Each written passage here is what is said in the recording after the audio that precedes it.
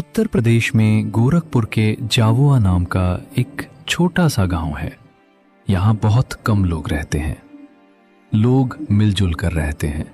सब लोग एक दूसरों के कामों में एक दूसरे का हाथ बटाते हैं। जब खेतों की कटाई का समय होता है तो सब लोग मिलकर बारी बारी से सबका काम करवाते हैं।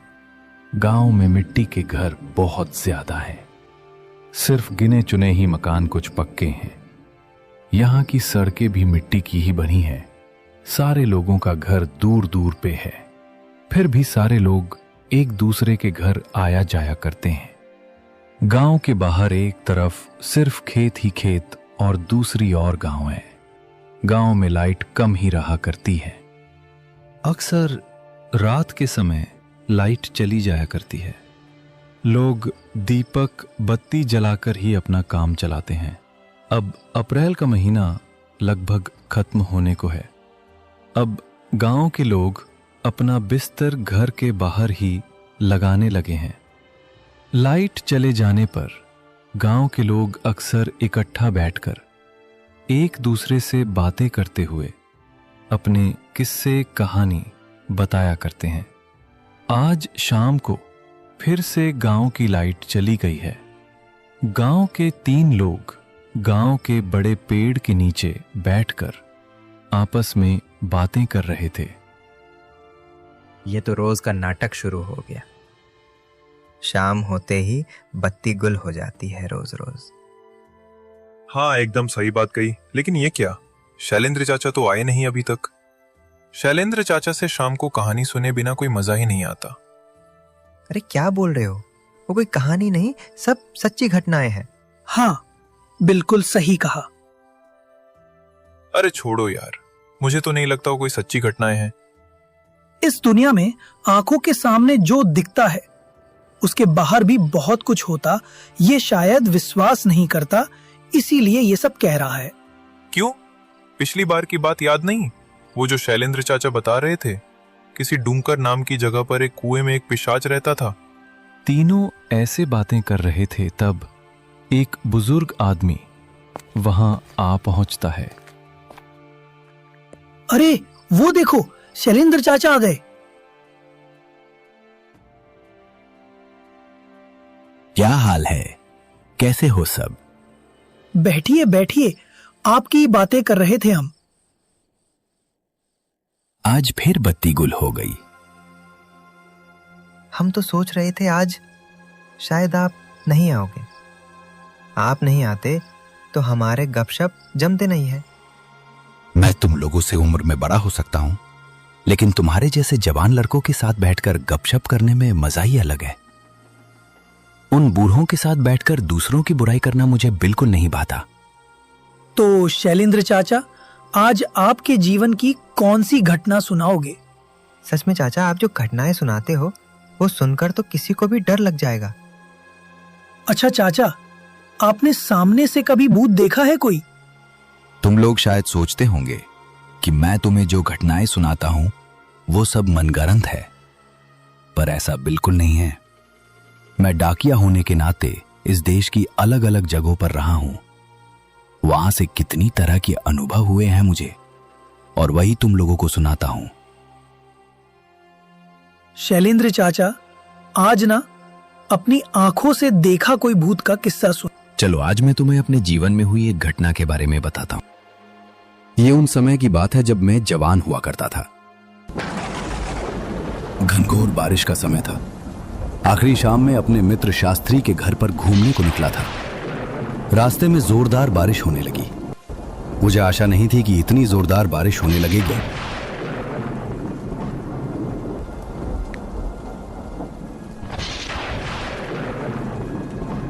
बारिश बहुत तेज थी। मेरे पैरों के नीचे की मिट्टी बहुत गीली हो चुकी थी। पैर आगे ही नहीं बढ़ पा रहे थे, मिट्टी में धंसे जा रहे थे।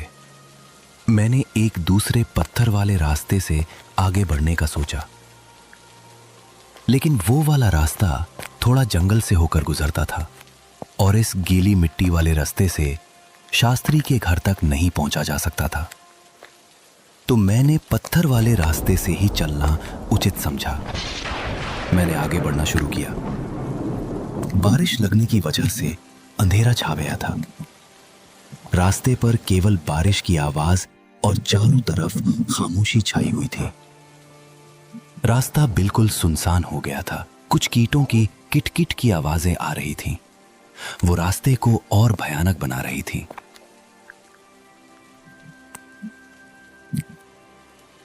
पर यह तो गांव में अक्सर होता ही रहता है, इसमें कोई बड़ी बात नहीं। बारिश अब बहुत ज्यादा बढ़ चुकी थी। मैंने कहीं जगह देखकर रुकने का फैसला किया। सामने मुझे एक पुराने घास की झोपड़ी दिखी। मैं उस झोपड़ी के नीचे आकर खड़ा हो गया।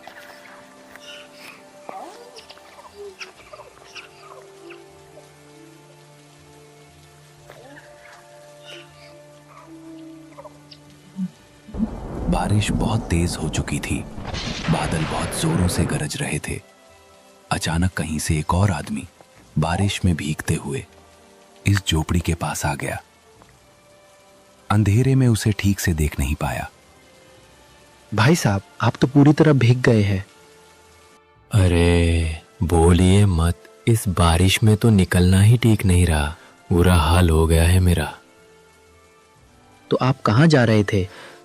मेरा घर पास के गांव में है। शहर गया था कुछ काम से, वहीं से लौट रहा हूँ। ओ अच्छा, मैं सोच रहा था यहाँ घनघोर बारिश में अकेले इस टूटी झोपड़ी में खड़ा रहना पड़ेगा। अंधेरे में खड़े होकर हम दोनों तरह तरह की बातें कर रहे थे।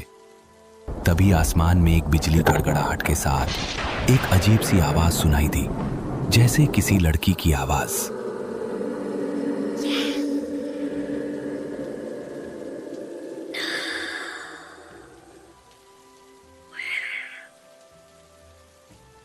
पहले तो लगा कि ये मन की भूल है, लेकिन नहीं। लगातार बारिश की आवाज के साथ वो आवाज पूरे मैदान में गूंजती हुई महसूस हो रही थी।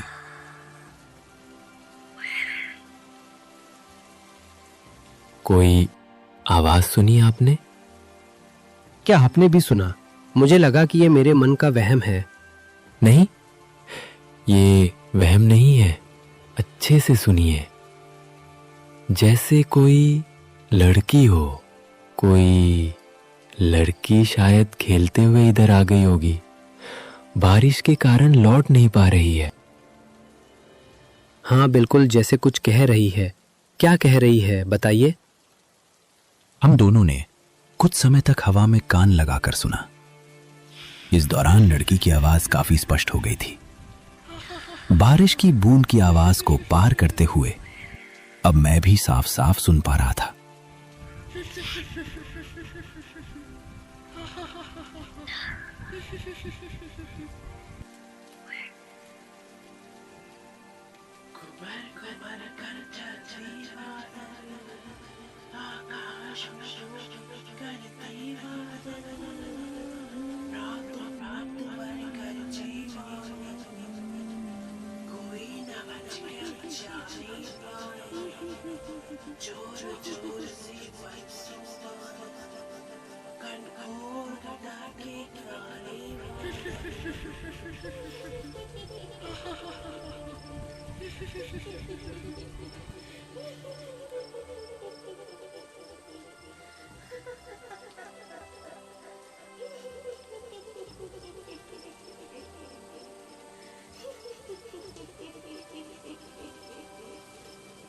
आवाज धीरे धीरे पास आ रही थी।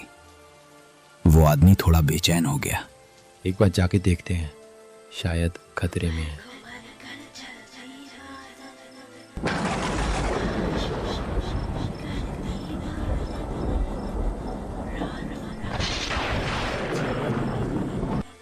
हो सकता है अगर कोई संकट में पड़े तो इस तरह से कोई कविता नहीं पढ़ता। तो ये मामला ठीक नहीं लग रहा। ऐसे सिहर पैदा करने वाली आवाज में कोई कविता नहीं पढ़ता। अरे चलिए ना, चल के देखते हैं। लड़की शायद बांस के झाड़ में अटक गई है। बारिश भी तो कम हो चुकी है। मगर इस अंधेरे में कोई खतरा हो गया तो? अरे क्या होगा, जाकर ही देखते हैं ना।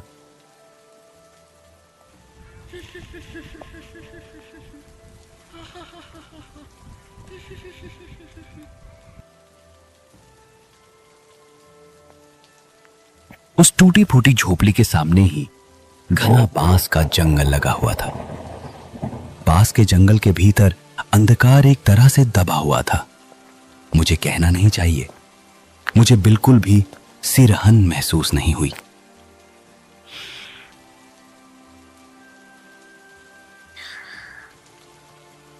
देखिए, उधर से आ रही है ये आवाज। आवाज की ओर ध्यान देकर मैंने धीरे धीरे कदम बढ़ाना शुरू किया। बारिश की बूंदें तेज धार वाले चाकू की तरह लग रही थीं। पास के जंगल के गहरे अंधकार में आंखें ज्यादा दूर तक देख नहीं पा रही थीं। आकाश को चीरते हुए बिजली चमकी। उस थोड़ी रोशनी में जो मैंने देखा, उससे मेरे दिल की धड़कन मानो रुकी गई हो। जैसे मैंने देखा कि पास के पेड़ों के बीच में एक छोटी लड़की खड़ी है। हवा में उसके बारिश में भीगे हुए बाल, और वे चुपचाप एक ही भाव में खड़ी थी। लेकिन यह दृश्य पल भर के लिए था। इस वक्त जोरदार बिजली की आवाज कानों में पड़ी, मानो जैसे पास में ही कहीं जोरदार बिजली गिरी है। फिर उसी समय वहां सड़क पर बांस का एक पेड़ गिर पड़ा। मैं ठिठक कर खड़ा रह गया। कविता की आवाज धीरे धीरे मेरी ओर ज्यादा करीब आ गई। लड़की के आसपास आ गए हैं लगता है। चलिए आगे बढ़िए। चलिए चले। मतलब क्या आपने नहीं देखा वो छाया की तरह का रूप? छाया? किस तरह की छाया? वो अंधेरे में खड़ा था, आपने नहीं देखा? अरे ये क्या बोल रहे हैं आप? चलिए, तो लड़की आसपास ही होगी। इतना कहकर वो आदमी छलांग मारकर सामने वाले पास के पेड़ को पार करते हुए दूसरी ओर जा खड़ा हुआ। अरे क्या सोच रहे हैं आप? आइए ना। अरे खड़े क्यों हैं? सिर्फ एक बांस ही तो है, आ जाइए ना। मैंने बांस की पेड़ को पार करने के लिए 2 कदम बढ़ाया, लेकिन अचानक एक बात याद आ गई और मैं ठिठक गया। मेरा दिल और धड़कनें और तेज हो गईं। आदमी ने अधीर होकर चिल्लाया, तर कहाँ जा रहे हैं? इधर आइए ना। अरे लड़की खतरे में है, आइए ना। किधर जा रहे? अब मेरा सारा संदेह दूर हो गया। सब कुछ स्पष्ट हो गया। बारिश में भीगने या डर की वजह से मेरे हाथ पैर कांप रहे थे। मैंने धीरे धीरे कदम पीछे हटना शुरू किया। मेरे दिमाग में खतरे की घंटी बजाने लगी थी। मेरे मन ने कहा, यहां एक पल भी ठहरना ठीक नहीं है। डर के मारे मैंने कुछ कदम पीछे हटते हुए भागने की कोशिश की। तभी अचानक आकाश में बिजली चमकी। मैंने देखा वो आदमी टूटा हुआ बांस के पेड़ पर बैठा हुआ है। मुझे डरते देख आदमी अपने अस्तित्व में आ गया और जोर जोर से हंसने लगा। तुम शायद विश्वास नहीं करोगे, लेकिन ये मैंने अपनी आंखों से देखा और अपने कानों से सुना। उस भयानक हंसी के धक्के से मैं कांप रहा था और उसकी आवाज से वही गुनगुनाने की आवाज आ रही थी। अजीब तरीके से वही पुरानी कविता गा रहा था।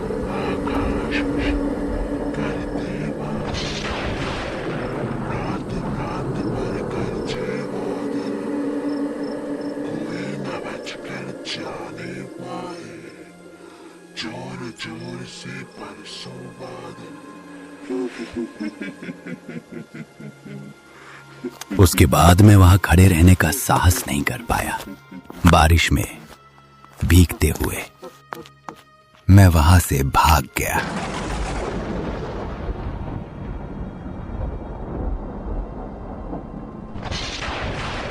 अगर उस रात को मैं थोड़ा और देर करता तो मैं आज यहां बैठकर तो तुम्हें ये कहानी सुनाता नहीं। लेकिन तब आप उस बांस को पार क्यों नहीं किया जब उसने कहा? अरे सुधीर बेटा, तुम नहीं जानते क्या? रात में बांस के झुरमुट के बीच अगर रास्ते पर कोई बांस गिरा हो तो उसे पार नहीं करना चाहिए। रात के समय बांस के झुरमुट में रहना बिल्कुल भी अच्छा नहीं होता। बांस के जंगलों में रात के समय क्या होता है जानते हो? बांस के पेड़ का भूत रास्ते में बांस को फेंककर यात्री को संकेत देते हैं। अगर कोई गलती से उस बांस को कोई पार कर ले तो बस फिर सब खत्म। पूरी रात बांस के जंगल में घूमते हुए मर जाएगा, लेकिन लौट नहीं सकेगा। बांस के पेड़ का भूत उसे हमेशा के लिए इस बांस के जंगल में बांध लेगा।